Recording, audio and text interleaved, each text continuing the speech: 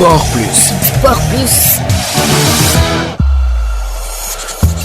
Bonjour et bienvenue dans votre rubrique sportive Sport Plus. À la veille de son dernier rendez-vous de la trêve internationale, le Sénégal a peaufiné les derniers réglages. Les Lions se sont entraînés lundi soir au stade Abdoulaye Wade dans une ambiance studieuse mais marquée par une certaine fierté liée à leur nouveau statut de champion d'Afrique. Cette ultime séance avant d'affronter la Gambie a permis au groupe de reprendre ses repères sur la pelouse de Diamniadio, un terrain qu'ils retrouvent auréolé de leur sacre continental et qu'ils ont symboliquement célébré en début d'entraînement par une salve d'applaudissements comme pour marquer le coup avec le public sénégalais. Sur le plan de l'effectif, Pape Thiaw a quasiment pu compter sur l'ensemble de ses joueurs. Sur les éléments revenus en France, seul Pape Matar Sarr manquait à l'appel, portant à 26 le nombre de joueurs présents à la séance. La raison de son absence n'est pas pour le moment connue. D'après les dernières informations, comme attendu, Iliman Ndiaye, déjà forfait, était absent du groupe, lui qui avait tout de même assisté depuis les tribunes à la rencontre face au Pérou. À noter également que Kalidou Koulibaly, le capitaine, et le portier Edouard Mendy se sont entraînés à part durant les 15 minutes ouvertes à la presse sans que cela ne suscite une inquiétude particulière. Le Sénégal va ainsi clôturer sa fenêtre du mois de mars ce mardi avec un derby face à la Gambie prévu à partir de 19h GMT, une dernière sortie qui devrait permettre aux Lions de confirmer leur dynamique et de continuer à bâtir sur leur récente couronne continentale. Après la séance d'entraînement, Pape Thiaw et Edouard Mendy ont animé la conférence de presse d'avant-match, une occasion pour le sélectionneur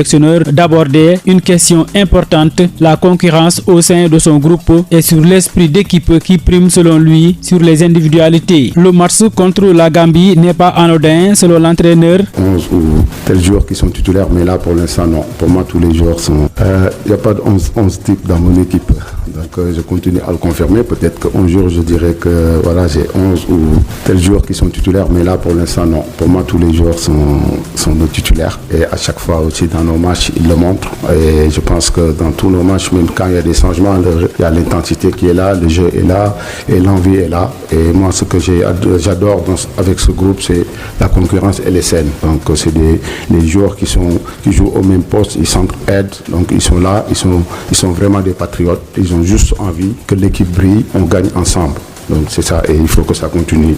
Et ça, c'est très bien, parce qu'on va dans une compétition en général, qui est la Coupe du Monde. En général, les équipes africaines les joueurs vont pour briller, pas l'équipe va pour briller. Et ça, c'est un défaut. Donc nous, on ira pour que l'équipe brille. Voilà, c'est une opposition fraternelle. Il y a de grands liens qui nous unissent avec la Gambie. Voilà, on connaît les joueurs. Comme l'a dit coach, certains joueurs sont aussi des frères de sang. Donc ça va être un match disputé. Après, aussi fortes nos relations peuvent être, ça reste un match de foot. Et moi, mes frères, ils seront de mon côté. Donc on fera tout pour le remporter. Et voilà, avec zéro sentiment bien sûr. Et l'envie de performer pour préparer encore nos échéances. Toujours dans le cadre de cette rencontre, l'entraîneur du Racing Club de Dakar, Ibrahima Kamara, approuve le choix de la Gambie comme dernier adversaire des Lions en direction de la Coupe du Monde 2026. Une opportunité selon lui pour le sélectionneur Pape Thiaw de tester ses nouvelles recrues telles que Nobal Mendy ou Mamadou Dianho. Bon, pour moi,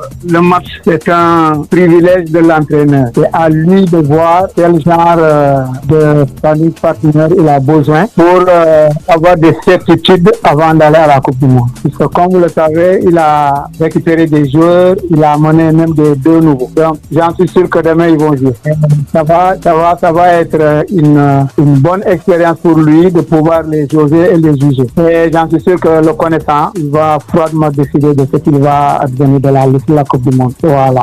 Pour moi, il n'y a pas de petites équipes, il n'y a pas une grande équipe. D'ailleurs, quand un entraîneur choisit une équipe supposée faible, c'est pour permettre à chaque joueur de développer d'une manière assez correcte ses capacités. Vous vous rappelez du match contre le Kenya, c'est là où il a mené vraiment bien. Il a vu la suite. Donc c'est très important pour lui de ne pas rencontrer une équipe coriace qui va peut-être annihiler pas mal de talents, futurs talents de l'équipe nationale. Si j'aurais été à sa place, j'aurais fait comme ça. J'en suis sûr que ce sera plus que ce qu'on a vu en France. Parce qu'il y a une injustice qui est là. Les ventres sont noués, les cœurs sont vraiment meurtris. Et j'en suis sûr que ce sera une démonstration de la capacité du Sénégal à défendre ses intérêts. En tout cas, le stade là, il risque de déborder, j'en suis sûr. Championnat d'Afrique scolaire, la délégation sénégalaise a quitté Dakar lundi soir pour rallier Harare au Zimbabwe afin de prendre part à la phase finale du championnat d'Afrique est prévue du 2 au 10 avril. À la tête de cette sélection, Ousmane Diop, entraîneur des U15, conduira les jeunes Lions, vice-champions d'Afrique lors de la dernière édition, à la recherche d'un premier sacre continental. Après avoir été battu en finale par la Tanzanie en 2025, le Sénégal espère cette année inscrire son nom pour la première fois dans l'histoire de la compétition. Cette nouvelle participation marque la 3e consécutive du Sénégal au championnat d'Afrique de football scolaire de la CAF. Les Lionceaux, médaillés de bronze en 2024 et champions de la zone UFOA, ont démontré tout au long des qualifications